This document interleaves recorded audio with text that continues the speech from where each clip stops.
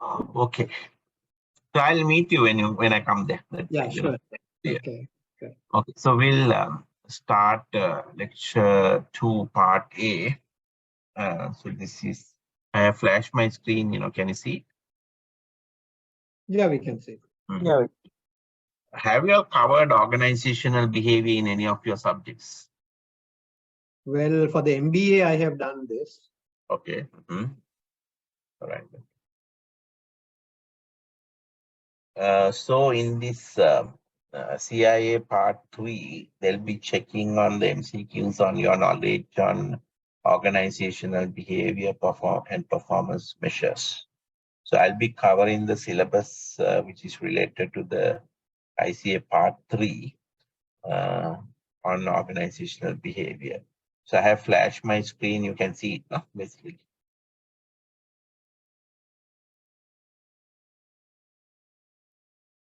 Is it visible, the slides? Yeah, we can see.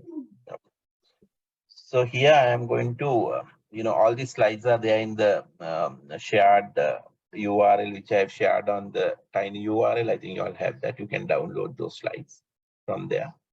And all the video clips and stuff like that also there in that same slide, the folder for lecture 2. So in this today's lecture, I'm going to cover organizational theory and the motivational aspect, the motivational theories, and also different motivational theories like content theories, process theories, and contemporary equity theories, and a little bit of a behavior modification, which is part of an organizational behavior subject in most of the MBA programs. But I'll be not doing the traditional MBA program organizational behavior, which I teach in the other universities. Just customize this to the CIA, part 3 syllabus. So organizational theory is concerned with the relationship between organization and their environment. The effects of those relationship on organizational functioning and how organization affect the distribution of privileges in society. Now, organizational theory and organizational behavior is, there's a difference. So I will explain where that difference comes in. So organizational theory is basically not pertaining to one organization. So organizational behavior, in that subject, what we are looking at when an employee behavior in a particular organization. What are the factors that is affecting on them? Here we are looking at organization in their environment and how it has been affected on relationship of organizational functioning and how organization affect the distribution of privileges in society. So let me just explain this one. According to draft, Understanding Management 10th edition book, the organization is a social entity, which we discussed in my first lecture. So it's like a organum, it's like organ, a social entity that is goal-directed and deliberately structured. So we have structured all the organization deliberately. There are 4 elements of organization have been identified as follows. So every organization is a social entity that is goal-directed and deliberately structured. And it has this, we define them as like this, So there is a coordination of efforts in a cooperative social arrangement. So there is a coordination. Every organization, there is a coordination. And a common objective or purpose. So every organization has a common objective and a purpose, So your bank, NTB Bank, also it has a common objective. So every employee, when they walk into office, they know what is our common objective and what is the purpose of, what is our business, what are we doing to our clients and, what services and products we offer. So you know that common objective.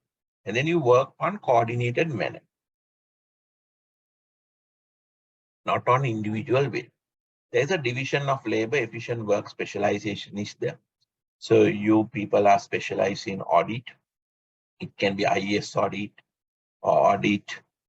So they are specialized, and then there are people who are like, specialized in maybe you might have a CISO, and CISO is kept outside the IT department because he's the one who has to look at any security vulnerabilities in the systems. So if it is inside the IT department, then he'll be biased, So he'll be biased and he'll try to cover up, to say that everything what we do is right and there are no vulnerabilities. So he tried to defend. Now, why we keep it CISO outside? Because he has a special division of responsibility and he has it's a division. So everyone is specialized. IT is specialized, marketing is specialized, HR is specialized, So these people, different specialization work together makes the social arrangement of organization. And there's a hierarchy of authority.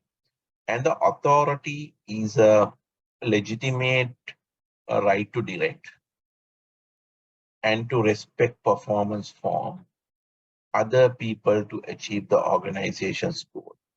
So these people are accountable to their superiors in the hierarchy.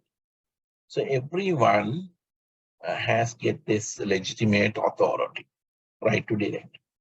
And why we have given the authority in order to achieve the organizational goals, otherwise they can't achieve it. And those who are given authority, they are also accountable to their superiors in the hierarchy. Because they can't say, I can't do it, I could do it and all that, because they're given authority and they're accountable. And now let's try to understand where this whole jargon of subjects coming in, So we're talking about organizational theory. We have organizational behavior in one side, and then we have organizational development, another subject, and then human resource management. So to get a better clarity of these subjects and their differences, I put it to these 4 quadrants. So if you look at 2 sides, we can look at. We could analyze things in very theoretical way. Theoretical may doesn't mean that, we just arbitrarily derive the theories. This theory is based on research. Even like scientific theories, this management theories are based on a lot of sociologists, psychologists, those people get involved in anthropologists. So those people who are specialized in those sociology, social psychology, and the psychology and various disciplines, they researched and they come out with theories. So that's the theories. Other side, we have those theories, how we are going to apply it. So the application part of the theories is this side.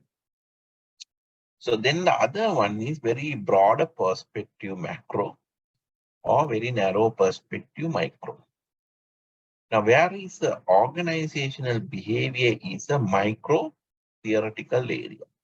So that means we are looking at when an employee join an organization, what are the factors influence his behavior? The factors influence his behavior is multiple factors, So now behavior is something that that employee will produce. Now, what constitute of this behavior?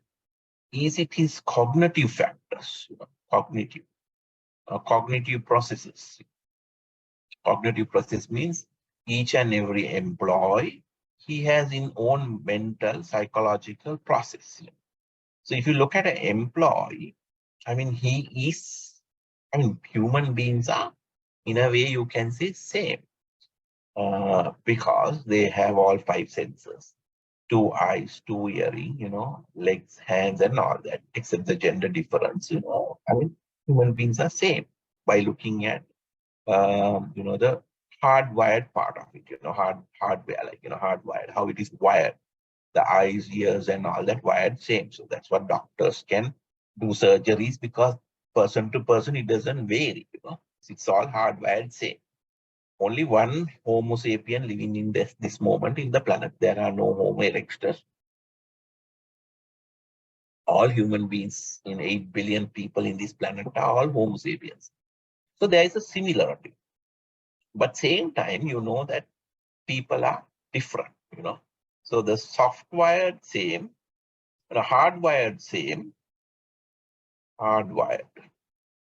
But the soft-wired part come from this your cognitive process, softwire. So soft wiring, that psychological processes are different from the human being. So where this difference come in organizational behavior, you learn this one. One is perception and attribution. So, we gather information from 5 senses, but our perception is different. So that information, what we are getting, we completely change. That's called perception. Let's say two people will see the same thing, but their interpretation could be different based on how they understood and what is their opinion about that, So this perception could vary. Now, for example, if a lady does not have a very good relationship with the mother-in-law, her perception on mother-in-law is very bad. So whatever mother-in-law do good even, she will see this as a very bad thing or very negative thing because she has already created a perception. So this is a human nature. The sensation and the perception is quite different. The way we gather information and way we interpret it is quite different. If a mother-in-law makes a cup of tea for both you and a husband, sometimes she might say the mother-in-law is not given a good tea, but because it can be true also, or sometimes it can be not true.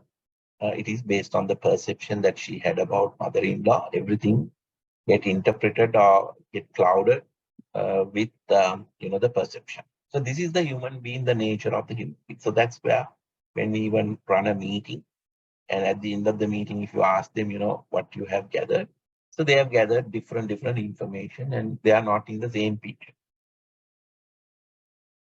but they pursue things differently. So that's a perception. Now one can argue out why there's a perception if hardwired same, the human being should pursue same. No, the perception different comes on based on the experience. Now, with why there's experience part adding? So experience part is adding in because for your survival. Now, why we pursue things differently for our survival. Now, just imagine a situation. Now, you may go on a trip, a safari. So let's say you go for Kenya for Masai Mara, the bigger safari area. You get down in Kenya from a aircraft, and then you thought of flying from a helicopter to the Masai Mara Park. So you then get it into a helicopter and then go on the forest, powering on top of the forest, to Masai Mara, the safari park. But in between, the pilot says there is an engine trouble.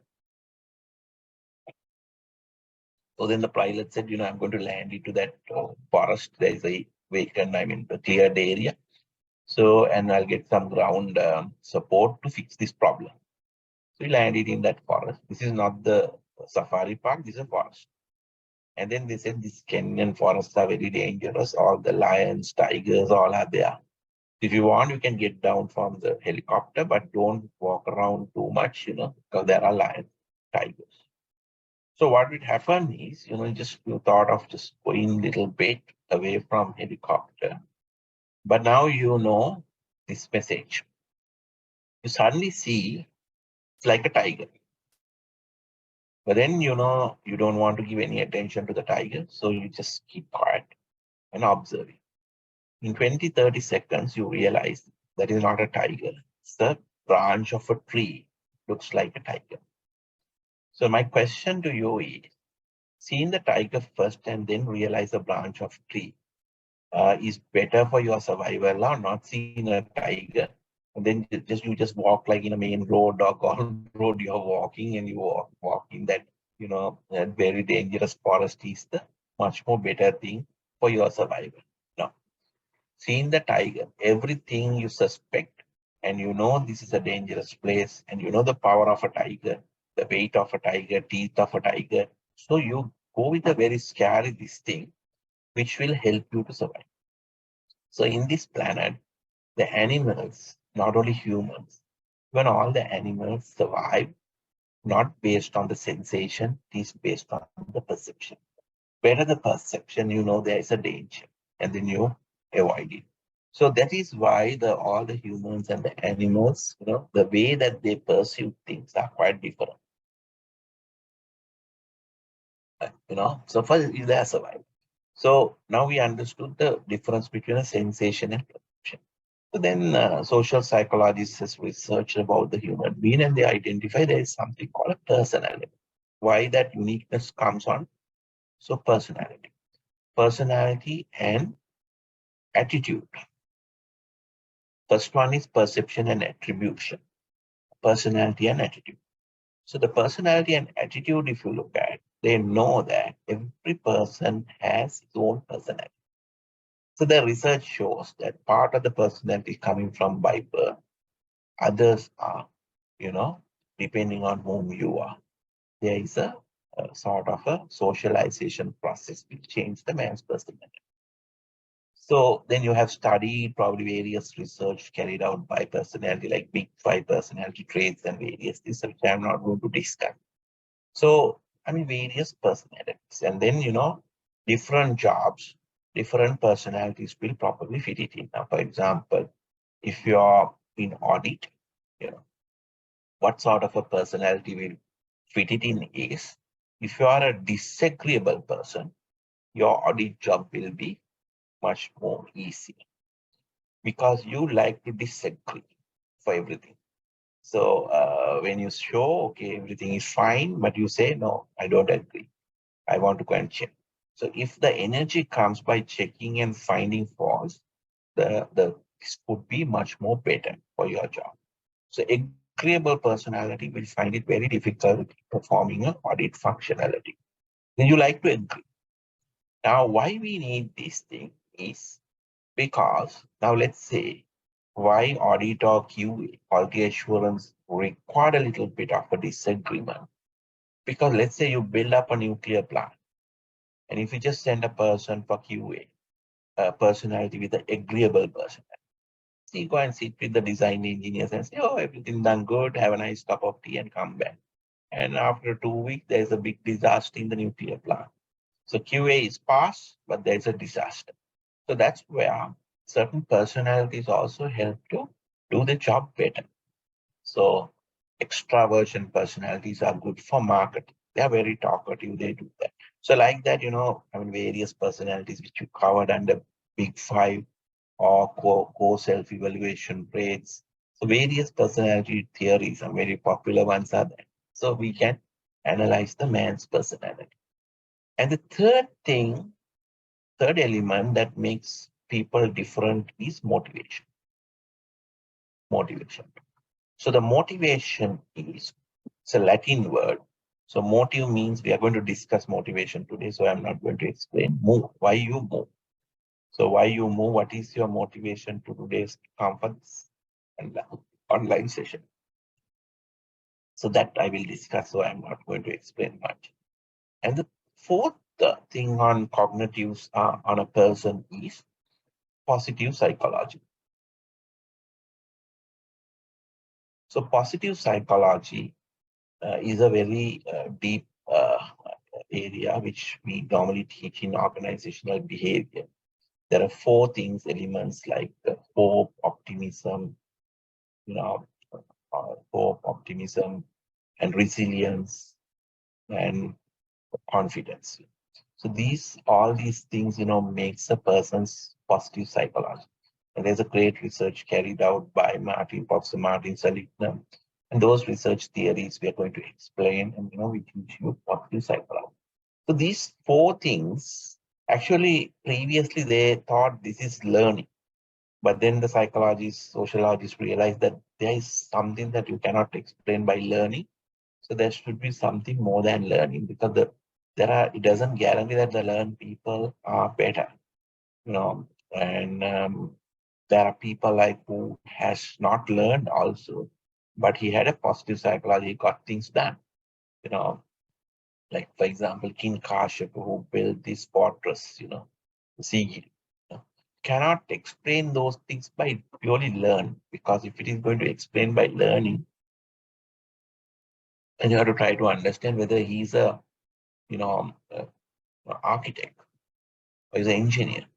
What is?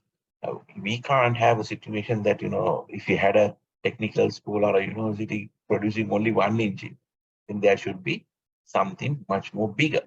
So this you cannot just explain by learning. If a man wants to get something done, he will get it done. The King Parakramba who built up, the Parakramba of Samudra. So these things, which is very difficult to explain by traditional learn, they had a positivity. They want to get it done. They mobilize all other cognitive resources and got things done. So power of a human being explained by positive psychology. In a normal functioning, we don't even use 5% of it, but when you're in a disaster situation, it will work a little bit better. All the good CEOs, actually mind works better when you are in a disaster than normal situation. Now, all our companies, with this economic disaster, we are trying to come up with better strategies, better ways, because your mind start working, coming up with multiple ideas. Because that is how the positive psychology is one of these, ability to bounce back, resilience comes on. So these things you have learned probably in organizational behavior. So human behavior depends on human factors. Each and individual's perception, personality, motivation, and positive psychology differ. Differ. And that makes a unique person. So everyone is unique because of that. But this uniqueness doesn't only produce the behavior in an organizational setup. Organizational setup, the behavior outcome comes with environment. So environment is internal environment and external environment. So internal environment is like your organization reward system, administration, so many things matter to motivate. So those things can motivate or demotivate a person. So that is internal environment, how well you have designed your company. So that's the internal. So an external environment is like political environment, economic environment, all these things affect the human behavior. Now, if you try to explain employee behavior only by cognitive processes in the organizational context, that is not sufficient. But to look at by the environment and the cognitive processes, both together produce some sort of a behavior. So that's called human behavior in an organizational setup. So that what is you're studying it in an organizational behavior. So it's micro means it's an employee in that current environment in the organizational setup. We are studying the behavior. So that behavior could lead to so many things like conflicts, power and politics, stress. So those things you will be analyzing in very greater detail in organizational behavior. And then also after knowing all these things, you see how to build up a high performance organization. So that also you will cover in the organizational behavior, goal setting theories, leadership, and all these things, how to build high performance organization. So this is the area a lot of social psychologists carried out research. When we learn in those theories, so that is because that's the reason we said it's a theoretical, more micro. Okay. So application of organizational behavior comes to human resource management. Now, this human behavior, when you understand, you can design a human resource management is something that you define people system in the organization. The people system you can't design unless you don't know about the people's behavior. So a lot of theories, what you have learned in organizational behavior, you apply in human resource management, design reward systems, performance evaluations, training and development, all these things. When you design, we look at the learnings that you have got from organizational behavior. So that's what HRM becomes more applied subject, but in micro. So we don't call it HRM for a company. We call it a company, but we don't call it for entire Sri Lanka or HRM. No, HRM varies. So for that, if you look at from these, let's say, if you look at the entire private sector or a government sector, employee development, so then we can discuss on organizational development area. So how do we do that? So that's applied more micro, you know, so especially government, human capital development, in the country. So those areas are very much keen about how we develop the organizational development. So what we need to bring about it, how do we do that? Vocational training, universities, the whole infrastructure, research infrastructure you build up for the organizational development to support the organization, their human resource management. So then organizational theory is an area where it's a very broad, much more theoretical. So it's go beyond the organizational behavior, into a situation that how the human being behave in a context where in a social arrangement. So that's what I said. Um, so how do we distribute organization, affect the organization, and how we distribute the privileges in the society? So it's a much more broader area because it's not confined to organization. It is much more broader. That's what organization theory is. So I hope you understand this analysis. If you have any questions, please ask. I can explain.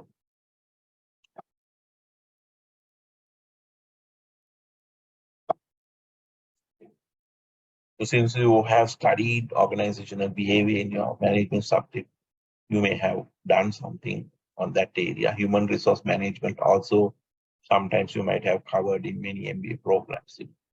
So the test of the organization is performance. For example, it's effectiveness and productivity. In a narrow sense, effectiveness is achievement of goal by providing value to the customer over time.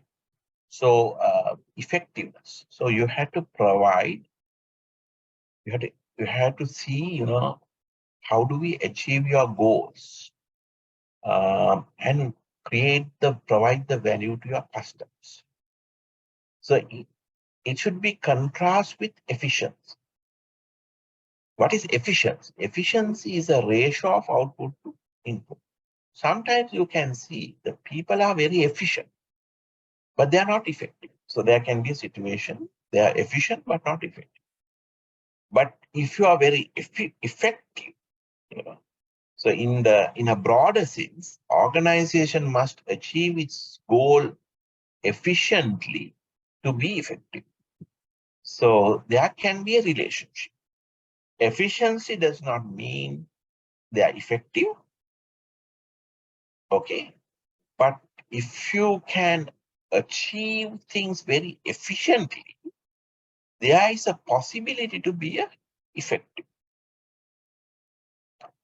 There is a possibility to be effective, but not always. So effectiveness and the efficiency, why we use these two terms, it is varied. Now, for example, there can be a situation, there is a salesperson who come to office on time. He has a very good schedule and he call the clients and then follow up, send the proposal, address the client needs, and all that he does it very efficient. Per day, he might send so many proposals, but he's still not getting any of these purchase orders. The closures are not happening.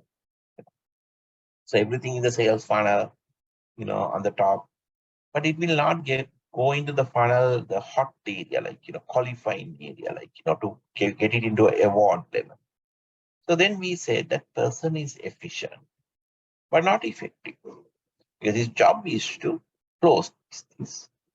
So then when you just call him and ask, and analyze his day-to life, then you realize, okay, he sent very efficiently, but he might not talk to the client on right time, for example, So he come to office early, but he does not have any idea about where his client's convenience, time to call, or convenient media that he uses. Sometimes he send an email, but the client doesn't see the email. He's very much good in WhatsApp client. So, or some clients are very good in text. So the employee has not identified the client's behaviors, his all existing clients. So he's efficient, but not effective. But if you're effective, sometimes you don't have to communicate that much. You can know what is the right time the client brain works. So some clients say, oh, Sanjeev, after 5:30, I'm dead. So if you want to call me at 7 o'clock, 7:30. I drop my kids and come to office, so I have a little time, we can have a chat, discussion. So because after 8:30, I'm packed with my meeting, and then we can have a discussion. Sometimes it's nice to have a breakfast meeting so that we can have a breakfast meeting and, they can go to office and, go for a meeting. So you have to see what works. Then you become more effective. Otherwise, you'll be so efficient, but you will not be able to close it. So that's the whole idea between effectiveness and efficiency. Some people so effective that they can do things better than an efficient person, Okay, so, but this statement, you may not 100% agree, but according to a lot of text, sometimes they say organization must achieve its goals efficiently to be considered effective. Okay, but effectiveness and efficiency is a little mutually exclusive two things. So that's what it say. Management is getting things done effectively and efficiently. We don't say if it is efficiency means effectiveness, we don't have to call it. So economics define productivity as a ratio of real output to a unit of inputs. For example, in a retail store, the critical input is revenue per square foot. Productivity of a floor space, a limited resources, therefore should be analyzed. So you can, analyze in a retail, square foot for revenue or something like that. But productivity may not be the same. So maybe certain areas in a retail store may be more productive than the when you covered by the revenue per square feet. So revenue per square feet is not equally spread. So now if you go to Adel Mall or something like that, it has different corners, some cosmetic items. Sometimes there are branded stores are there like, or products. And then you get, gents area, ladies area. But then overall total square foot, if we divide by the revenue, you get the revenue per square. But that doesn't say that the productivity of our floor space. The some corner of that may be contributing to 50% of that their total revenue.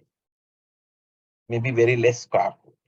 So you have to analyze and find out which area in this floor space is productive. But you can calculate the average square, the revenue per square. So that's you will understand what's the difference between productivity and a normal calculation of average. So increased productivity is a goal of every organization because it improves the measure of performance, such as profit. So you will be looking at, okay, what shop that you're going to keep, So sometimes, inside the Adel, if you're just keeping, some, upmarket high-end brands, few brands, and those are not selling. So then you have to see, can we do it something else, instead of that square foot, So you have to measure and do it. So depending on certain factors, the existence of competition may result in increase or decrease productivity.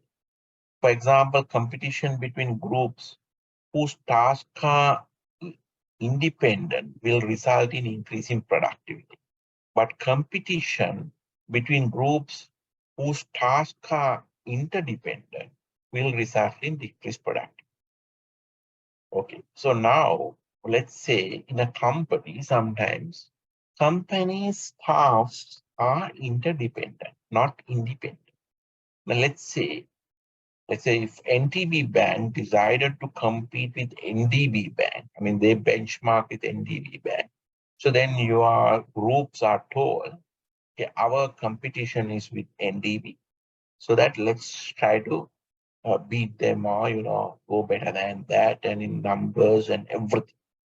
So then the sometimes competition become a productivity so that your people has something, okay, a goal that to compete. Because these two banks are independent banks. But just imagine inside the banks, the two divisions are competing each other. Like for example, uh, uh, let's say uh, uh, IT department. So IT department is competing with some other department like business department. Then it will not lead to productivity. It will decrease the productivity because they are dependent. Because you can't go and compete with the marketing or business because business dependent on IT department. Okay. And IT also dependent on business because all these IT investment can be done if business is good only. So therefore, but if these two guys start competing, what will happen is that will decrease the productivity. That for some reason, the IT manager is not very good terms with the business head. So then the business head doesn't like him. So he will also try to find fault on them, both sides.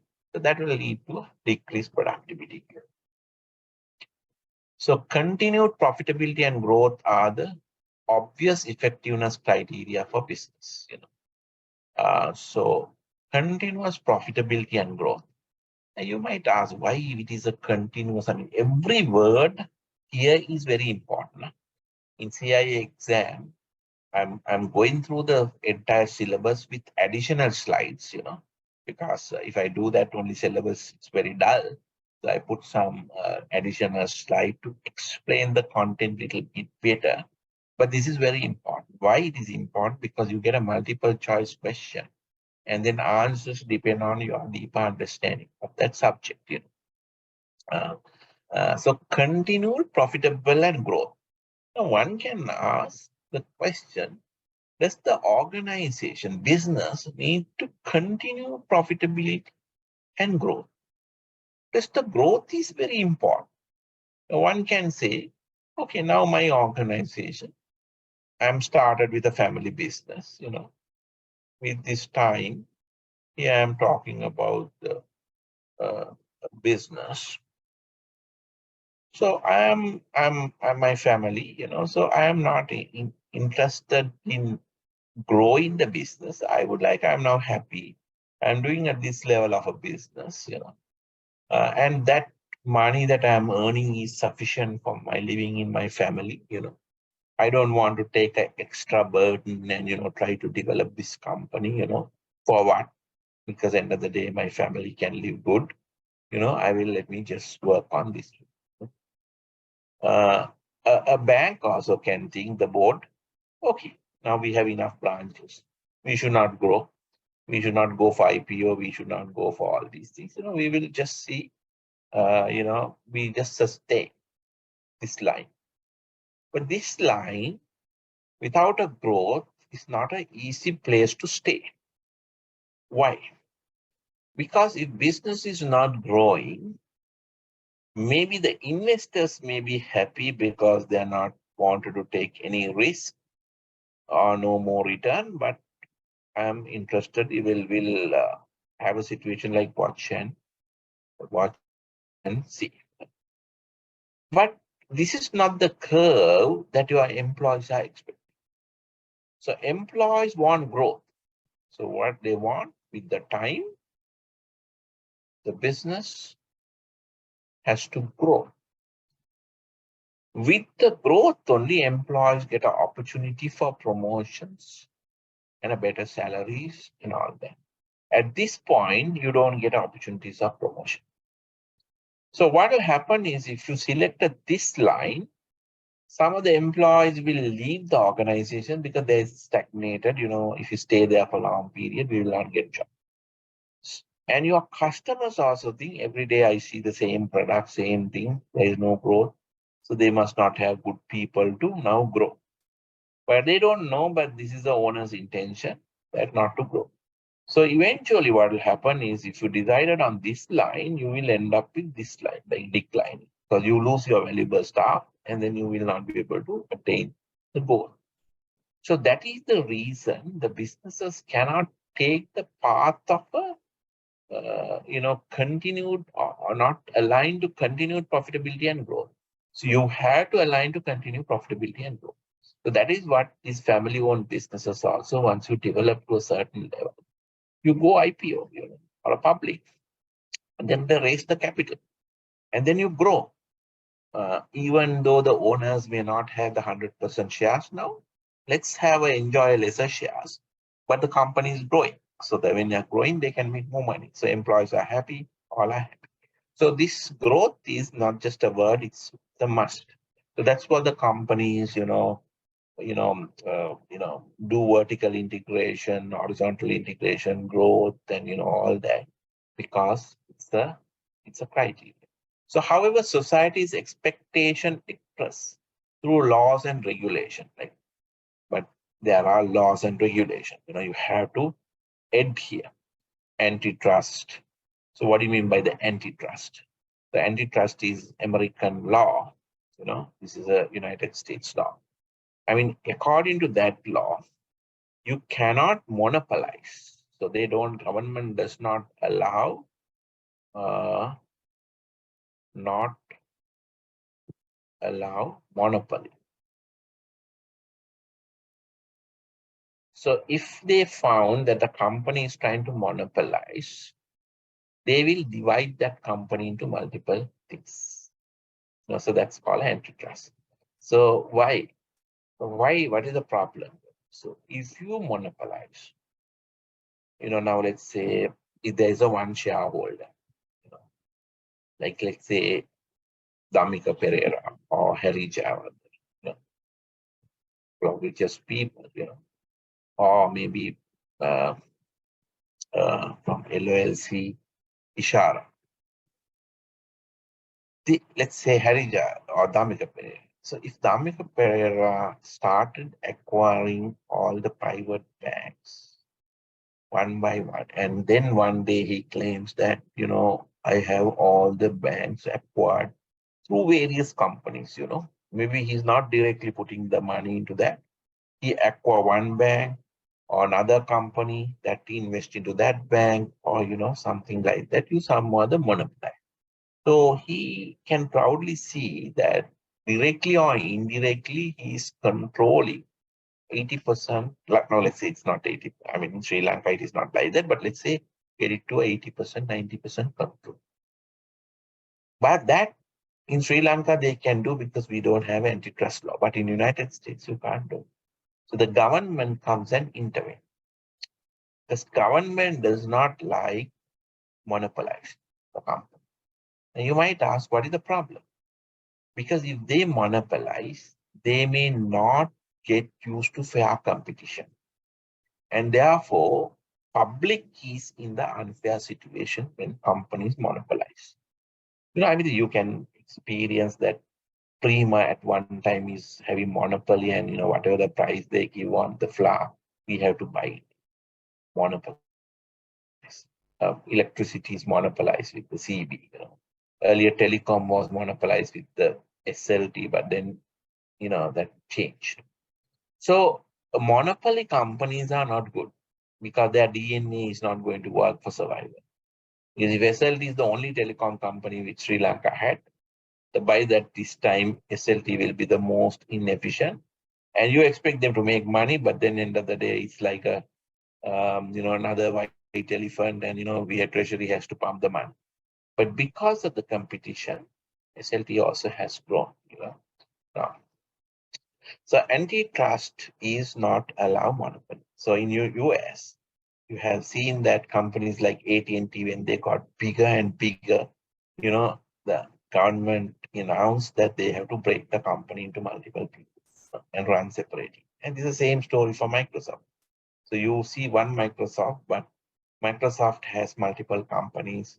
The guys who develop the operating system is a separate entity, and the Microsoft other suite of products like Office and all that comes under different. So because why? Because you can't, they don't allow you to monopolize because the situation is like this. So then Microsoft can say, I mean, if let's say Office product has a competition, Microsoft Office product, Windows is very strong. Windows operating system, Microsoft has a competition. Office has a competition. Maybe LibreOffice or maybe Star Office or some other guy. Unfortunately, they don't have competition either. This Lotus even is not a competitor for them right now. Lotus Notes. So Microsoft Office, let's say they had a competition. Then unless you separate that company from the OS part, the Microsoft Windows, since they had a very large market share on desktop market, about 90%. So Microsoft Windows might say, we will bundle that Microsoft Office and give it to you at this price. So then the people will start buying again Microsoft Office. Now, we want Microsoft Office to compete with other products. Operating system is a separate case. So then in that situation, government get involved and remove that and say, uh, otherwise you're monopolizing. So what is the problem with monopolizing? Monopolizing means the consumers are losing their value. And same way, that company may not be a global player. So they will never be a global player if you country allow monopolization, because their DNAs will not go because they are getting easy money from the country because of the money. So security regulations are different, labor laws are different, worker safety, environmental protection, rest of the items, security regulations are different, labor laws are different from country to country, worker safety, environmental protection is different from country to country. Some countries has a high environmental protection. So pension or security is different. Anti-discrimination laws are different. In the United States, you can't discriminate, So anti-discrimination laws are good. So consumer protection is different. So in America, they have a consumer protection in a very big way, but Sri Lanka doesn't have it that level. So in US, so you can return any goods at any time, They should provide that payments, So consumer protection is there. So you can buy a shirt from a department store, and then you go home and wear it, and then you realize that color you don't like it. So you have to you can come and return in the next day, uh, saying that I don't like the color. Now the company who sold it, they can't argue out, you looked at the color and, you went there and now you return. So they have the right to do that. So you can do it. But it is provided that is not wearing that cloth for multiple occasions. So the weighting of these criteria is difficult for all business. Uh, the definition of the organizational effectiveness includes a time dimensions.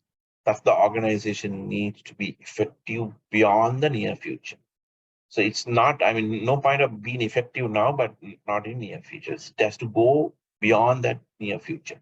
It should be effective and efficient, grow, profitable, safety, go profitable, satisfy society and stakeholder expectations. So any organization should be efficient and effective, and also should grow.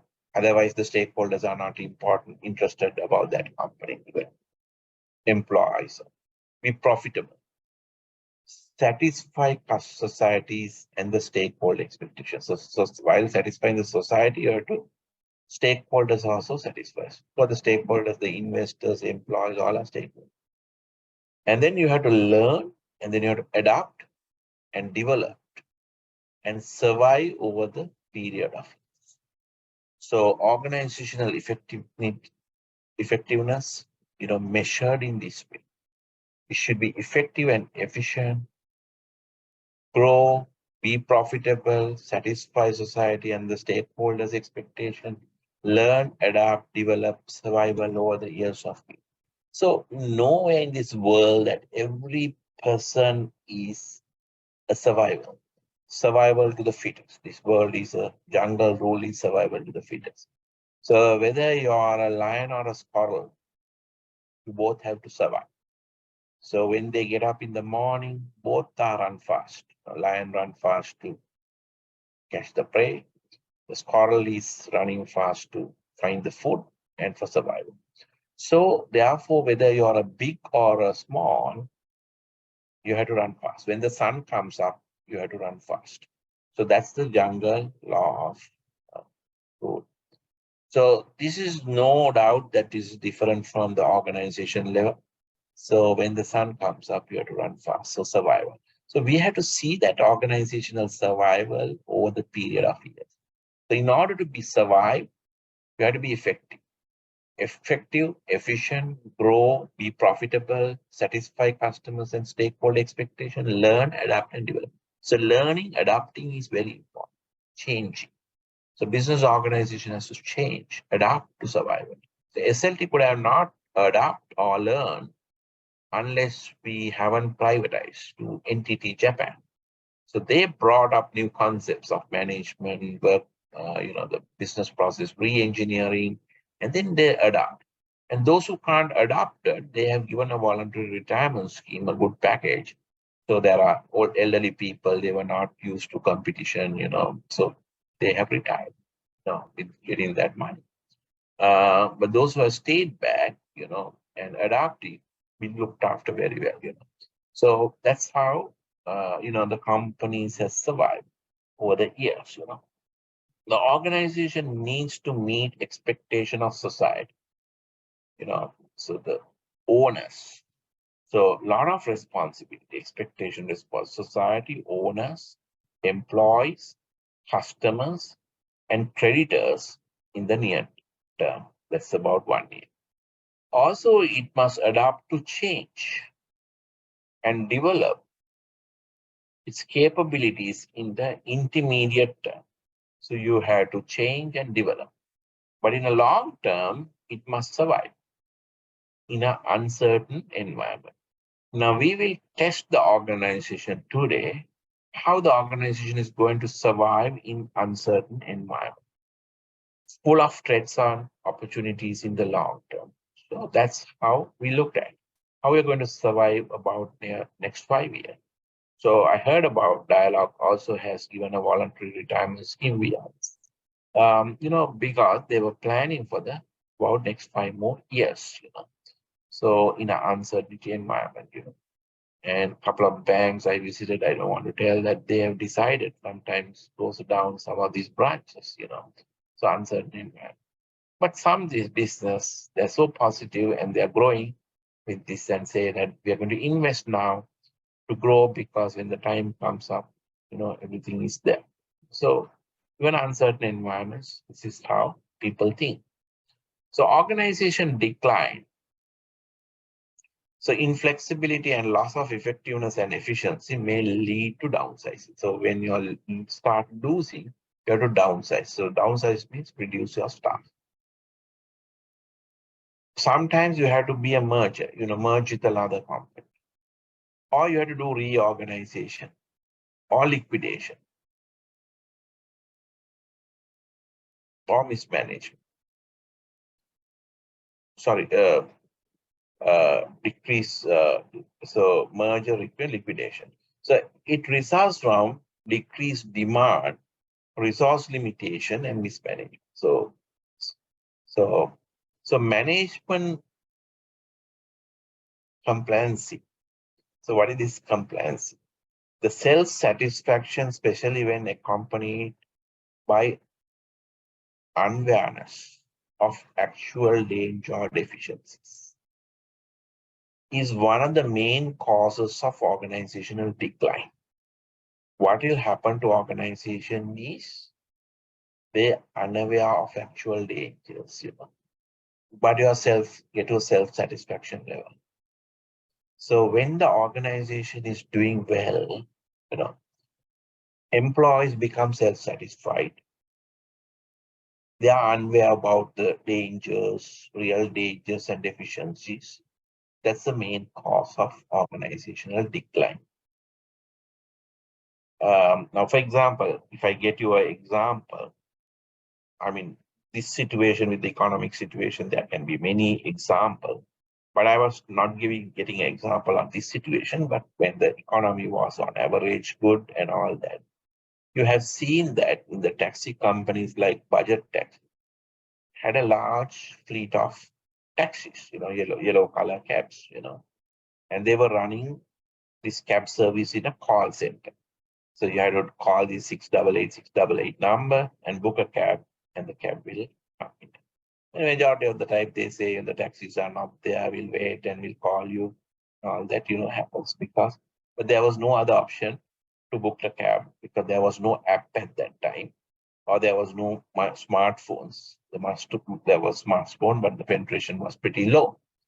Um, so so what happened was they were really enjoying that call center base, budget taxis, but they were unaware of actual danger. What was the danger? They had a lack of innovation. They haven't innovated it. But Uber and PicPay took the advantage of smartphone generation and then created the two apps for booking the cabs. So moment that they have done that, they started recruiting cabs and drivers because they are outsourced. And these a lot of people on budget also went to, this company, Uber or PicPay. So they started losing their people and the taxi fleet. So why? Because management complacency, self-satisfaction. When they were doing good, they are self-satisfied, but they are unaware of the actual danger or deficiencies because Uber was not a company created a day or two. From 2011, it was created and it was operating in other countries. So if budget taxi people has Google it and study, this area, they realize one day when the smartphones start coming in, our business is totally out. So therefore, I think which is not done, the faulty perception of market and competition. This can happen on faulty perceptions. You are not really has a good idea about the competition or faulty perception. So sometimes you go with faulty perception of market and competition. And also, a faulty perception and of market and competition is sometimes creating a problem. Now, if, for example, you all know Nokia. So Nokia had a good market share on mobile. But when the smartphones start coming in with Android phones and Apple iPhones, Apple iPhone was not the Android phones. The Android phones comes with Play Store. You can download applications and and install. But Nokia never went into a smartphone, so they were only carrying this Nokia operating system. They'll start losing the market to the competition. General Android phones, any brand of Android phones start selling better than Nokia. So then that's a faulty perception because they underestimated that the how to configure a phone like a computer type of a device, with apps. So faulty perception, and then miscalculation on the competition. So failure to observe or properly appraise the initial warning of decline. So you are either not observing or getting the initial warning of decline. So then that's another failure. So not focusing on daily objectives, also another issue, not focusing on daily objectives. So these are the daily objectives. Sometimes you're not properly managing it, so then it becomes a problem later. So initial warning has discounted. So then all this happen, this situation comes, to organizations. That's the very hardest part. So in you as auditors, so you have to go and check whether these things are proper. Because at the latter stage, when everything started going wrong, then it is a very situation, very embarrassing situation for everyone, and firefighting inside the organization. So these things very early, if you identify it and act, then you will not raise these issues.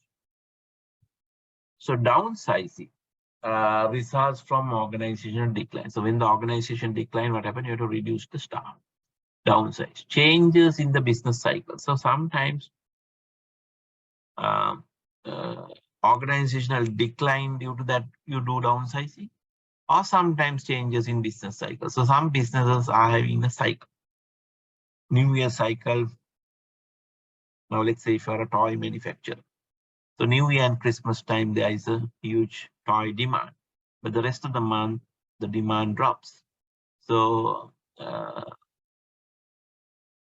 so if you don't have a proper idea of that, then you might think, okay, when the business drops, you downsize. But then when the Christmas time business picked up, you don't have staff. And so you have to see some sort of a compromise situation.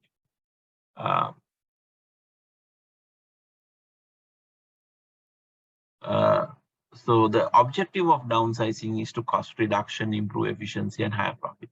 So these purposes often are not achieved. Many organizations follow cycles of hiring, firing, and rehiring, and that do not yield expected benefits to offset the harm or terminated employee. The loss of morale of the survivors and the danger to the communities. So some people think, okay, if it is work, we'll fire him, but that's not going to work, because these hire and fire cycles really hurt everyone, because the people who has been fired, they'll be talking very bad stuff for the organization. So that will damage the brand, and there's a community damage as well, because you are living in that community and then you are firing. So downsizing also tend to have a disproportionate effect on women and minorities. So who tend to be the last hired and first fired. So sometimes when you're doing the downsizing, they're not properly aligning with the needs. Okay, well, I mean, minorities may be disappropriate, so they may be to maybe fire them fast, So the more enlightened view that the employees are not readily disposable community, but valuable resource, who should be terminated only as the last resort. So actually human resource is a valuable resource.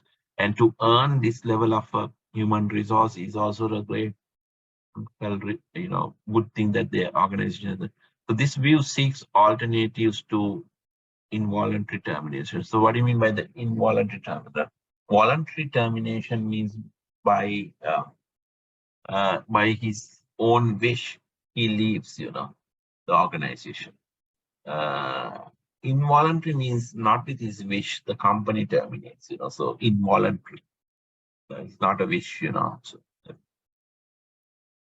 So, do you have any questions, before I move further?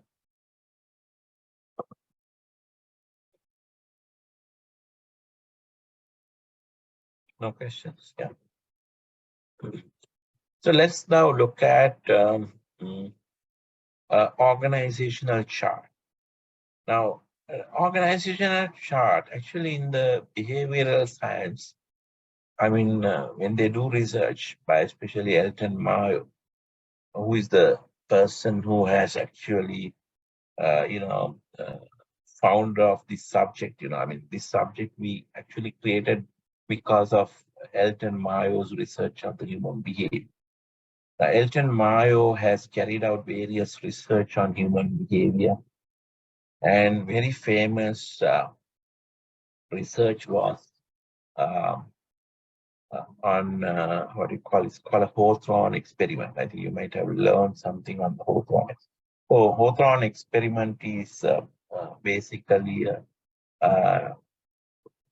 studied. Elton Mayo has studied about light intensity versus workout. So he went to a factory um, and then want to see in this research light intensity versus a workout. So what happened is he increased the light and see the productivity whether increasing, and he slowly decreasing the lights and see whether the productivity is declining. So what light intensity level the productivity should be good? Is it a very bright environment or very dark environment in the factory?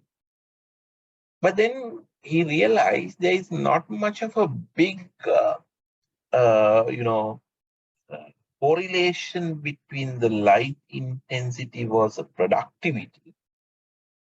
Whatever light condition, people are trying to do some sort of a better productivity than in the previous day. So he got the previous day's productivity results, before they carried out this research. And that results, and if you analyze with the today's results, there's a huge advantage or huge boost on the today's results at whatever light condition, dim or bright. That was quite interesting because Elton Mayo, being psychologist and a sociologist, realized this is some sort of a human behavior. So what was the human behavior that makes whatever light condition the productivity is better than the previous days? Then he realized that when people think that when they were doing the job, they have been studied using cameras or whatever it is about their productivity, they get attention. So attention is a motivator. So now they take a little bit more energy and produce things faster. So that was some reason the productivity in that light intervals, whether dark or light, bright, the productivity was better than the previous days before the research was carried out. Because when the research was carried out, employees get attention. Okay, the team has come to study our product. So then Elton Mayo, with that experiment, this is giving birth to that our organizational behavior subject. The organizational behavior subject is not a very old subject, which has a history of about 50, 55 years, not more than that. So then this organizational behavior subject was born with Elton Mayo's experiment. And then Elton Mayo was carrying out various experiments and realized that employees should not work for a long hours. And if they can have it an 8-hour shift, that could be the much more better way to get the productivity. If they work for 12 hours, 14 hours at a stretch, their productivity will go down. So then he came up with beautiful idea, and today we have these 5 days of work, 40 hours of total work, and 8 to 5 or whatever the time, 8:30 to 5:30. It's thanks to Elton Mayo's research. 1 hour, the lunch break and tea breaks and all that, is based on. That's the best way to get the humans motivated. So Elton Mayo has carried out this research. So after that, various continuous research allow, companies to offer meals, the hot meals for lunch and all that will increase definitely the productivity of the organization. That's what the factory environments today, they give meals, Um, so the formal organizations, then various research when he carried out, realized that every organization has a formal organization structure and an informal organization structure. The formal organization structure and an informal organization structure. So the formal organization structure is something which is visible, the organizational chart. But whereas informal means it's a less visible. So formal organization structure, you can see that it's like a pyramid. So that there's a person, then underneath there's other person, and the authority delegations you can see. It's like a pyramid. And the chief executive officer on the top, and other C-level people are on the second layer, and then the vice presidency, senior vice president, things like that. But that's the American style. But in a British style, it's a managing director, general manager, deputy general manager, and AGM, assistant general manager. Some companies has a mixed structure. They have a CEO, then you have a DGM, and like that. So that also possible. Both British and American structure mixed. But whatever thing is, this hierarchy is like a pyramid. The line shows reporting relationships, lines of authority, and task groupings. And organization chart also depicts promotional and career tracks and illustrate the span of control and the number of organization level. So what do you mean by organizational levels? You can count it by number of layers in your organization, how many layers. But span of control means each manager, how many people can control, whether he can control 5 people or whether he can control 15 people. Span of control means bigger. So this is called a span of control. Now, nowadays in organization, you can have a higher span of control than before 1980s or 1990s. Why? Because of technology. So because of ERP systems and various technologies, you can have a better span of controls because the system itself has a lot of controls. Therefore, you can have a more managers reporting to you, but still it will not bog down you by work because technologies are there. So those days when the technologies and the business processes was not there, you can have a less span of control. So when you have a less span of control, what happened? Whatever your build-up organization has a very tall structure, maybe many layers in a big multinational company. But with the span of control increase with the business process studies and various things, now you can have the flatter organization. So which less than few layers, span of controls can be increased, and the number of layers can be decreased. Now, if you take, for example, um, HSBC, now how do we achieve that? So HSBC globally, let me see, where is it writing? Yeah. So HSBC, it's a global bank, have about around 130,000 employees. And do you believe that the HSBC has a high span of control and low layers? Number of layers are reduced. So it has about 7 layers from CEO to the bottom.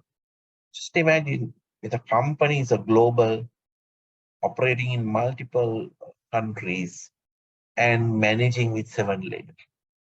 So that is possible because of business process studies and etc. So how many layers your company has? NTB has how many layers? We have about, I think, more than 12. More than 12 layers. How many employees roughly you have? Now it's about 2,500. 2,500. Earlier it was 3,000 and it was reduced. Okay. So just imagine now you are a local bank. Now let's say one day you decided to go for the region. You might go and acquire another bank in Bangladesh or some country, and if you just go like a global bank like HSBC. So now you said you have 12 layers Sri Lankan operation. Just imagine if you go in this line and make a global bank, you probably will have 20 layers, to control it. But then you go and analyze, I have 2,500 employees with 12 layers. Why HSBC with 130,000 employees still manage with 7 layers? What is the secret of doing that? The secret is they increase the span of control. Thanks to technologies like ERP, you can increase the span of control. I will explain you how do you increase the span of control, and reduce the hierarchy. And this results in a flatter organizational chart. So this is possible. So from the What would be the optimal span of control? it depends, it depends on the systems that you are having. Uh, Virtually, or a single human being should be able to control how many people you can control. That depends. Maybe 5, it can be 10. So I can't tell you the number exactly. It depends. Now, let's say if a very efficient systems are there, and the system itself has a lot of control. I will show in my next slides. Then you will realize how you are going to achieve this one. Okay. I mean, to answer to your question, let's wait for another couple of slides. I will explain that. But the number, there is no standard number. But possibly each human being should be able to monitor all of them. So if we can't monitor, that means beyond that you can't have a span. But No, why I monitoring, asked that question was no, yeah, I was attached to Standard Chartered as well. Then, okay, as you correctly said, similar to HSBC, they mm, also did away with unnecessary layers, and okay, they had a flat structure. hmm, And there they said 5 to 7 would be the optimal, probably considering the global systems that they had. yeah, So 7 would be the number that they were looking at as max at yeah. that time. Yeah, because I mean, practically, a human being should be able to control. I mean, so I mean that number could be good, 5 to 7. It can go up to 10 even if you have a some more better system.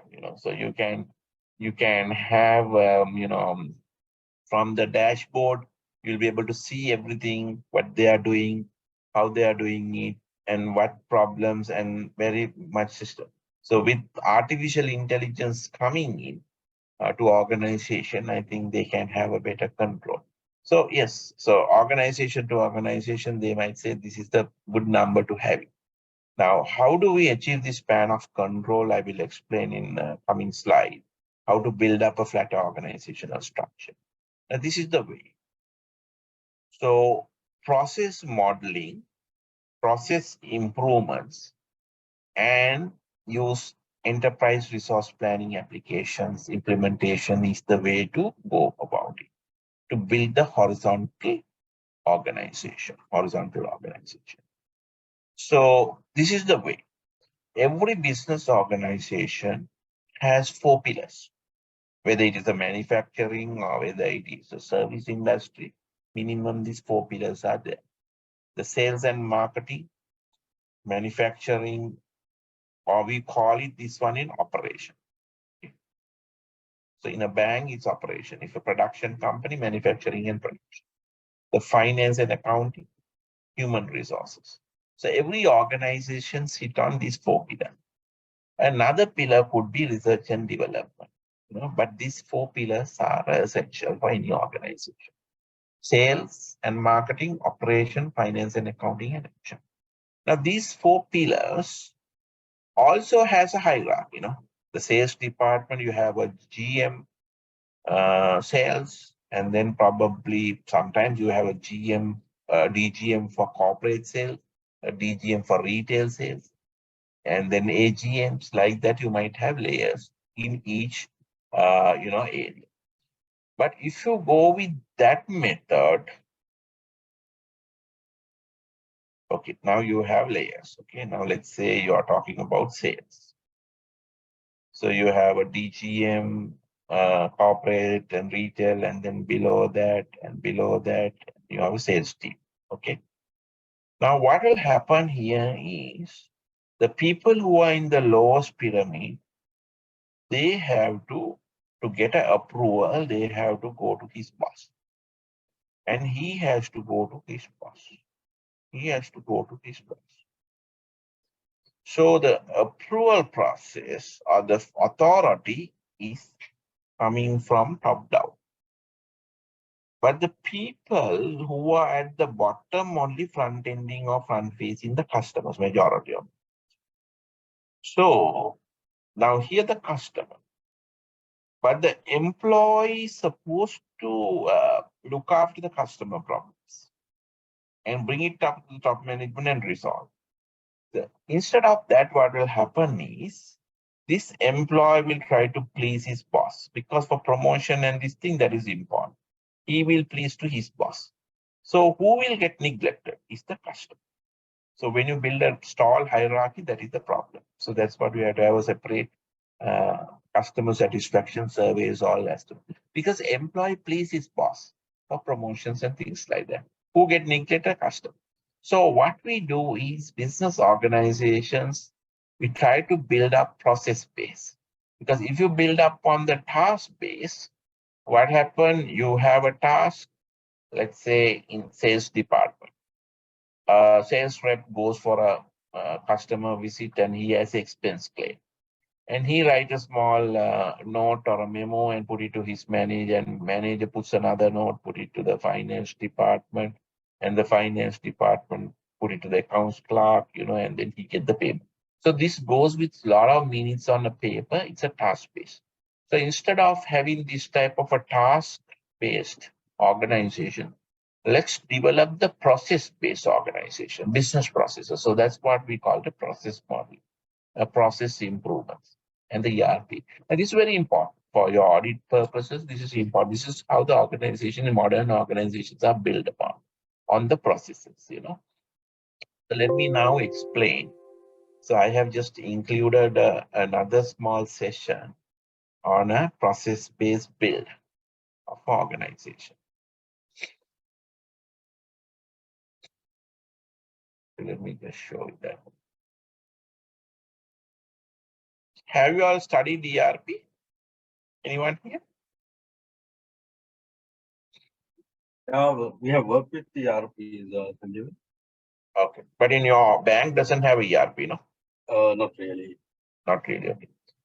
So the ERP implementation, ERP is a software, enterprise resource planning. You can't just go and do a ERP implementation unless you study the business modeling or business processes. So how do we do that? I'm just quickly going to tell you. I'm not going to cover up in a big way. So you use either flow charting techniques to map the business processes or develop event process chain chart, EPC diagrams. Because EPC diagrams are ideal because business processes are quite complex. So evaluate the value added by each steps in the business process, develop process improvements and suggestions. So then we can discuss on with the ERP implementation project. Okay, let's look at.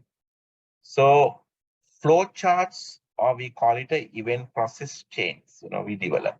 This is not specific to ERP. Flowcharts are used for many things, like even software developers also use the flowcharts. So let me just explain what is a flowchart. So business processes can be quite complex. So we do the process model. Any abstract representation of a process is called a process model. So process modeling tool provides a way to describe business processes so that all participants can understand the process.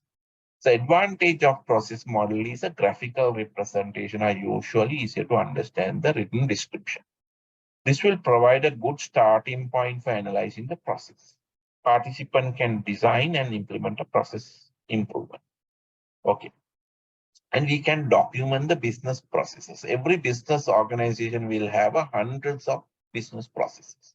So this is easier to train. Now, once you develop the business process documents, when a new employee joins, we can easy to train to support the business processes. Now you will ask, how do we develop the business processes? We can use the general flowcharting methods. So graphical representation, we do it with the symbols, a flowchart. Everyone knows it, I'll explain that. Or you can do the process mapping. Actually, process mapping, we are using interchangeably with the flowchart. But process mapping is more related to business. Flowchart is not related to business only. Flowchart is a general thing. You can, software developers can use flowchart, anybody can use. But process mapping, we use actually flowcharts, but more relevant to the business processes. So anything talking about business processes, we don't call it a flowchart, we call it a process mapping. So we do that process mapping with a very simple thing like beginning or end of the process represented by this symbol, and operation by this one rectangle. Decision is a diamond box, direction of logic on an arrow, connecting our processes of page to page, probably use these connectors we can use. So let's develop a business process for a simple situation. To try to understand how to develop the business process. Now, there's a company called a Fittersnack. I will just take a fictitious case, to show you how you do it. And Fittersnack is a company, and there's a salesperson called Maria. So Maria travels somewhere, as a sales, visit, and expenses are incurred. At that point, she has to create an expense report to claim that expense. So what Maria does is Maria complete the paper expense report after travel, makes a copy for her record, attach the receipt. So the company policy is any expenses over $25, you have to attach the receipt. Rest of them, you can just write it. So mail that report to zone manager at the branch office. The zone manager in this case is Kevin, the person. So Kevin will review the expense report, approve the report, or mail it back to Maria asking for expense. So he has to do only approve or reject. Or reject means, asking some explanation or verification and modification. So after the approval, mail it to corporate office. So the corporate office account payable clerk will make the payments. So this is the English statement on the whole this thing. So now we can put this into a process chart. So this is the graphical representation on a flow diagram. So expense incurred is the starting point of this process. Without expense incurring, we don't do that. So then the employee, this case Maria, completes the expense report. Employee copies receipt and report and receipts. So anything over $25, we will attach that into the system. So let's say if you have a ERP system, that we will have a roller-based scan, and from that scan we attach it. Or we take a photograph of the receipt and attach it. I mean, when you will ask ERP system, how do you attach the receipt? Take a picture, photograph. Those days when the cameras were not there, every employee was given a small HP roller-based scanner, so that can be carried with the laptop bag. So they can just scan that from that scanner and automatically get attached to the ERP system. So forget about the ERP system. So you do it, attach it. Then employee mail it back to expense report. So it's not just emailing in today's context, it's a workflow application. So you just click of a button, it goes to the manager's desk. And the sales manager review the report. And now he has to make a decision. This is, in this case, a Kevin, So Kevin has to make the decision whether to approve or reject. So if he approves, it goes to the corporate accounts department to make the payment. If he rejects, it goes back again to the employee, and the employee modify the report and send it back to the sales manager. He must have travel, and he must go with the client and entertain the client and provided given some liquor and all that. But according to the company policy, liquor cannot be claimed or something like that is there. Okay, so therefore, or maybe not entertain a client, you may take a liquor, but the company policy is you can't just take liquor. So therefore, the manager said, remove that liquor part and, set up with the bill, so then I can approve. So now the whole thing, we can have a diamond box to say yes or no. Okay. And the boundaries are there, starting point and the end point. But we can develop this process mapping in a multiple ways. One is a hierarchical model. What do you mean by hierarchical model means some of the steps, we will make it a one small step, because when you try to explain these steps to a unknown person, he get confused. Now, let's say this is a very detailed, but detail one is a company's asset. So, but we don't give it everyone the company asset away, because to design these processes, we take time and money. So sometimes in a meeting, you don't have to show that level of too much details to some person. Then you will reduce that steps and make it like this. So that's called hierarchical map. So expense incurred, employee prepares a report, sales manager review it, either approved or reject. So if it is reject, he asks for explanation, modify, and send it. So these 4 steps we make it to a 1. So we do it sometimes because this process starts, charts are called a complementary asset. Complementary. So it's an asset for a company because you spend quite a lot of money and develop these processes. So these things should not go to competitors or everyone. And sometimes when you're going to explain some customer support, we will not explain every detail of how we do the customer support because we wanted to see some hierarchical model, some steps we will make it to a 1 list. Because otherwise he is also confused.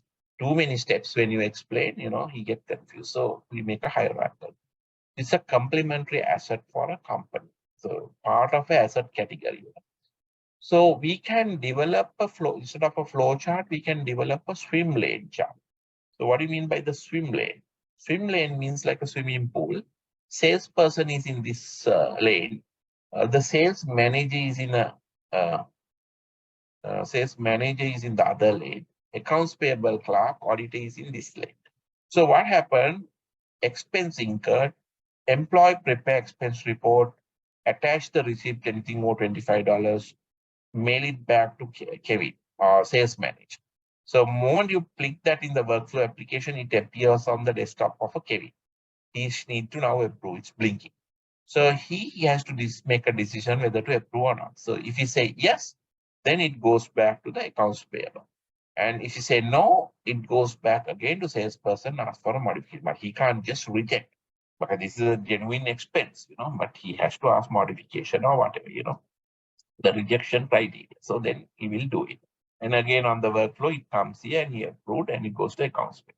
And then the auditors also later can check the things audit because it's a very systematic and every process is locked with the now. Now that's a very nice thing. Now this process we can draw and tell the employees to follow this process. Now we draw these process charts and tell them to follow.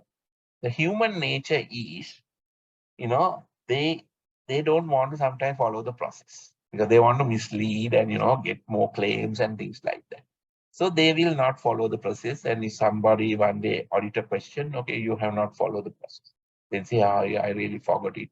Next time we'll do it, or some excuse comes up. So therefore, even if you draw the process chart, it doesn't guarantee that you implement the process. So to implement this process, you need advanced IT.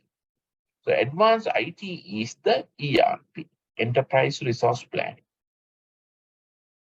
So enterprise resource planning softwares, there are tier 1 software, the highest one, SAP, Oracle, and Microsoft Dynamics and Navision. Then tier 2 products are there, like, IFS, there are so many. Then tier 3 also products are there, not fully fledged ERPs like Sage, Backpack, things like that. So the features are different. Some SAP, Oracle, and Microsoft Navision and Dynamics are tier 1. So they are a little expensive, but it has all the details necessary. So if you implement this on a Indeed, hello, yeah. yeah, one thing on this one, have you ever seen that banks has implemented an ERP? It's a good question. That is where the issue comes in. Okay, I'll tell you. Now, banks think, here there is a little bit of a not having a proper understanding of IT deployment in many organizations. Now, applications are like, for example, a bank. Bank should have core banking. That is a fundamental application for a bank.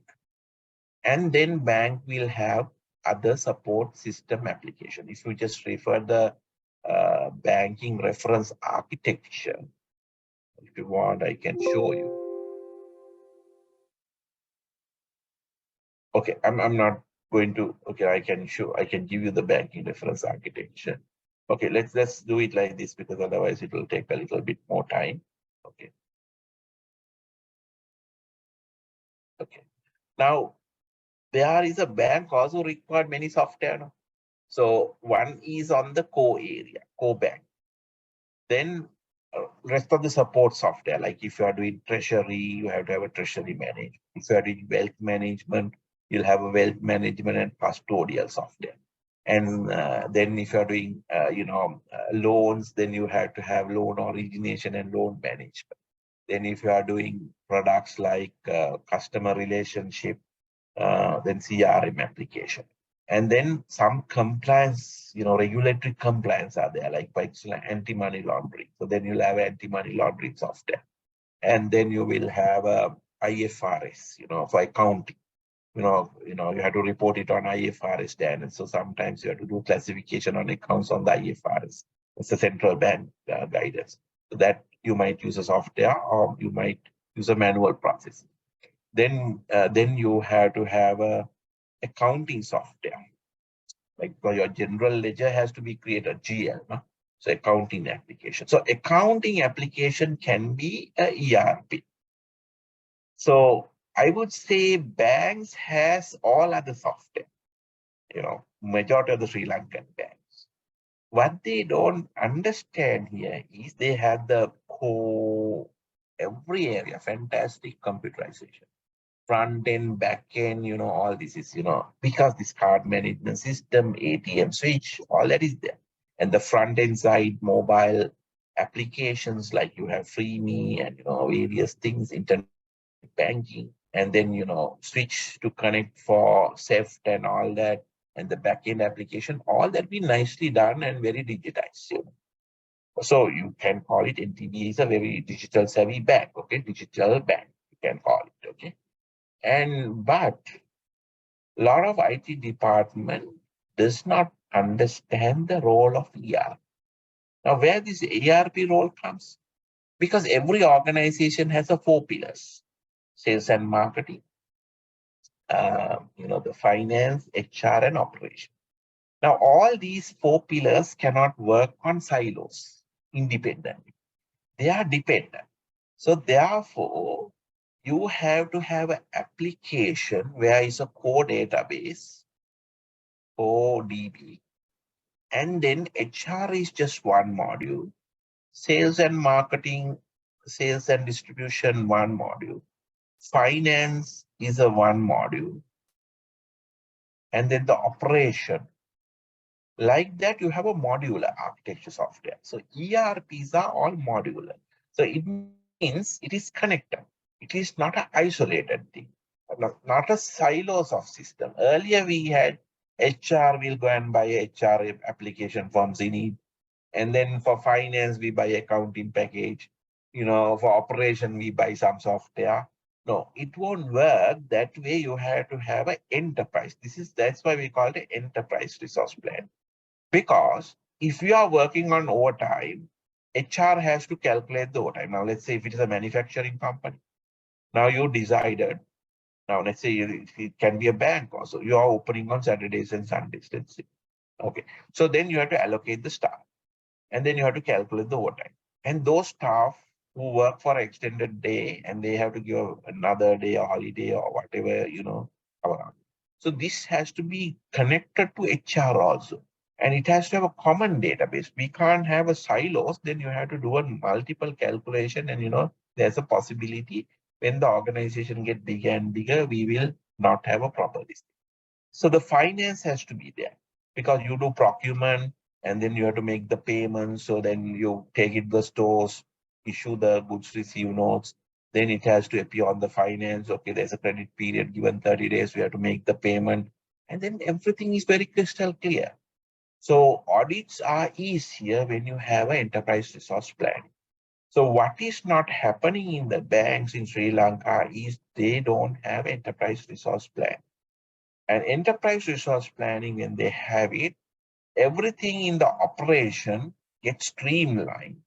operation, finance, HR, and all that. And the general ledger also very easy to get it because in the finance, because all our costing will come here into one ledger.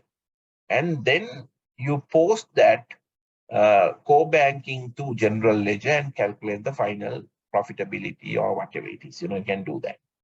But here, to answer to your question, yes, you said these ERPs are not there. And that's what I said.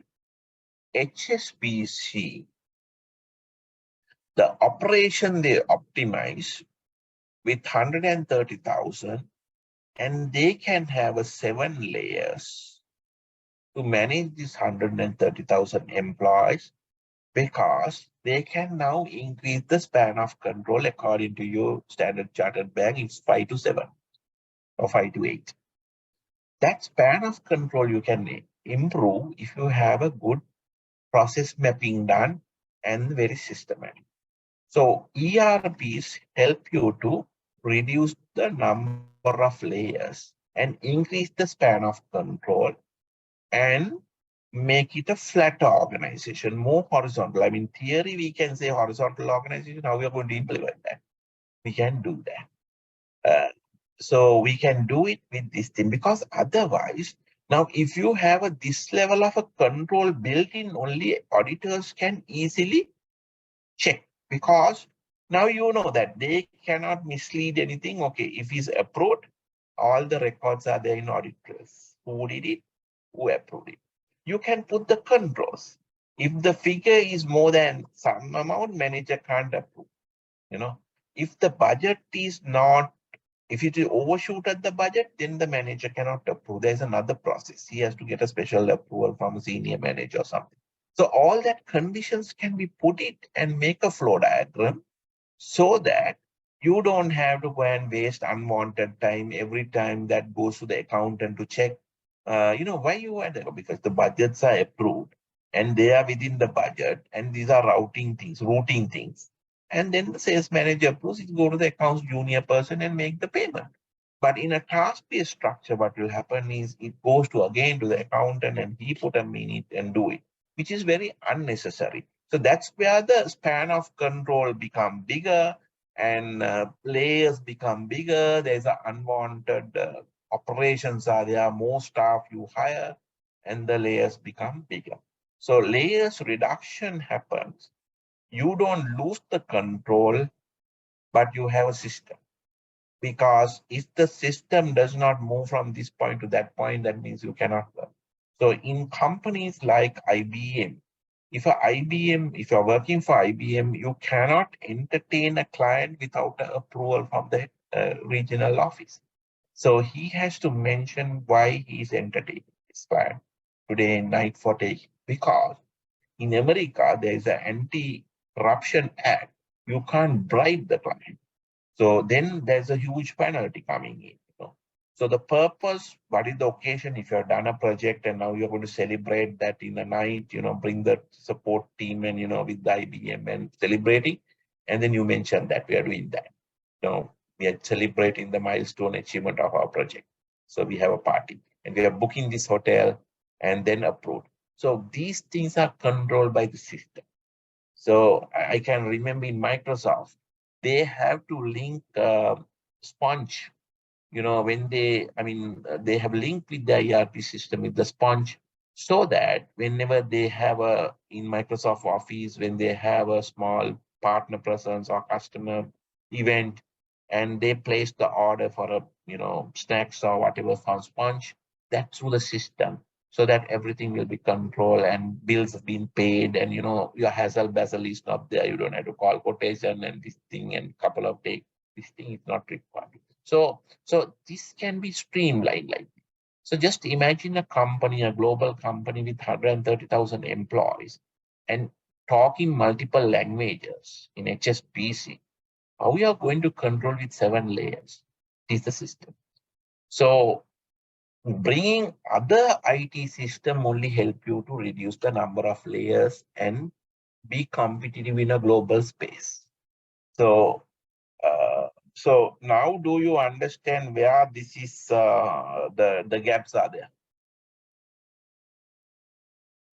I'm not saying you to go and implement the ERP system, but do you get that point? You know how these global companies, if you look at all these Fortune 500 companies, they are all process based and they have ERP systems. That is how they compete. I mean, if you look at the Walmart has 2.4 million employees and their turnover is 600 billion. And they control all these employees through a system and number of layers are listed. So if you take global companies like Toyota and every Fortune 500 company, they have a back-end ERP system. I think for the local banks, the main issue is the legacy systems they have, and they have so many surrounding systems. Sometimes they don't talk to the main system, so they are running independently. So those Yeah, are the main issues. I think even at main issues. HSBC, I can remember there were some years ago, there were lots of systems, but then they merged everything into one HSBC, Uh, if I'm not yeah. mistaken. Uh, the system was That's called. another reason. Yeah, that's another reason. So one side on the four pillars of the company you manage through ERP. Business activities, yes, you have a system. Now look at a Sri Lanka Telecom. Sri Lanka Telecom, the core business activities are managed by telecom billing software and various other software. But back-end operation, sales and marketing, HR, all are managed by Oracle ERP. So same like Dialog also. So telcos also deploy ERP to manage all the four operations. And then Uh, some of the global banks are also like that, Sanjay. yes, yes. So global banks are. I mean, that's how they have reduced Mm, the number of players. exactly. Now, answering to your question, yes, one of the reasons is there are legacy system, there are integration problem, and this is there. But on top of that, Sri Lanka is not going for this is another reason. Mm, Culturally, exactly. we are a high power distance country, whereas Americans are low power distance. So what do you mean by high power distance? We like to maintain the power difference between the hierarchy.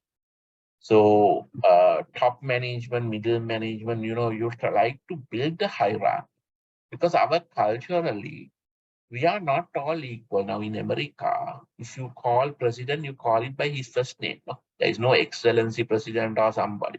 Anybody who meet in the street, you can go and talk to him first. So it doesn't matter what title he carries, how much money he has. No, it's equal. And in a company, you can go and walk to the CEO's room and talk. If we meet you in the lobby, you can talk. But Sri Lanka is a little bit of a high power distance compared to US, India, and all these countries, but not the highest power difference. But Indonesia is a much more higher power difference than this. Um, Sri Lanka is a high power. So that's what sometimes you have a lift also allocated to chairman to come on a one lift, and that time others won't go. So this is talks about power distance. So when you have a power distance in a culture, they like to maintain a taller hierarchy. That naturally, because you want to say I'm controlling this many people, and under me this many people, and but that way, there's a likeness to build up. Title, designation, lot matters in a high power distance country. But in a low power distance country, that doesn't make much sense to the other people in social setup. So they like to maintain a flat structure. We like to maintain by naturally a little hierarchical structure. But whether we like it or not, this is a fundamental question is more the layers, what will happen is your flexibility become less. So there's a situation, there's a book written by IBM CEO, Can Elephant Dance? So he said elephant can dance. So that means big company can act as a very flexible organization by having these systems like ERP. So that's where big companies can make a quick decisions like a small organization when you're very systematic and the number of layers are less, because then approval processes are less, speed reaction to the responses, all that can be done. So that is how big companies like Nike, the shoe manufacturing company, if you go to Nike ID website, you can customize your pair of shoes. Just imagine you to select the color of the lace, color of the sides, and and I mean, you have a tool that you can customize your pair of shoes. And just imagine if you can put your name also onto the shoes. It's not there in the name, put in the name. But such a large manufacturing company, how can they allow my pair of shoe to be customized and ship it? But they charge a little bit more than the when you do customization. But because they have a good supply chain management system, a ERP and all that, so they can make a custom made pair and ship it to you, but that service is not available in Sri Lanka, but you can go to Nike ID, and you can customize that shoe, and you can do that. So Elephant can done. Such a large organization can done. Now you know that we have DSI, we have like big shoe companies, but can they make the wedding shoes? No, they can't make, no. So therefore, that's what you go to when you have a wedding or something like that. You get a small shoe company, shoe shops. They'll make wedding shoes for the bride and the bridesmaids and all of them. Gold color or silver color. But those shoes won't last much because they don't have much experience. But it's nicer for the photograph, and then you probably use for one or two occasions and throw that out. But then you will say, okay, Elephant can't dance, big shoe companies cannot do. But if Nike ID can make a customized shoe for you, that means Elephant can dance. So thanks to the systems, back-end process studies, and the ERP application, and then the front-end web connected to the ERP application. In Nike ID, we interact with the ERP system, not the ERP system. It's a web e-commerce system. But e-commerce system, when you customize the pair of shoe and order it, it's not coming from the e-commerce. There's a supply chain, operation, manufacturing, and shipping. All that has to happen. No? So backend works on these processes. So this is how they make it elephant can dance. So if any bank wants to look at and go and compete with HSBC type of banks and be a global bank, then you have to rethink about your technologies and but this will not happen over a day. It will happen with consolidation of technology and bringing. So from your on audit point of view, and you can see that when the process designs are done, and if you have an application, majority of your audits will be easier, and that's what we teach these subjects to you, because it's not traditional audit, how technology brings up these convenience for that. And also you need to understand, by doing this, we are removing the politics of the organization. Now, when you get bigger and bigger, what goes on is politics inside the company. Now, you will think these gigantic companies, how they have eliminated the politics. It's multicultural, multi-religion, multicultural organizations. They're called multinational. So how do we eliminate the politics? All the routing activities. Now there are non-routing. The non-routing ones you can make a policy, routing, like process design. But the majority of the activities in any organizations are routing. So these routing things, we develop the, routing thing. So now whether the manager likes you or not, he has to approve your expense claim if it is legitimate or if it is within that condition.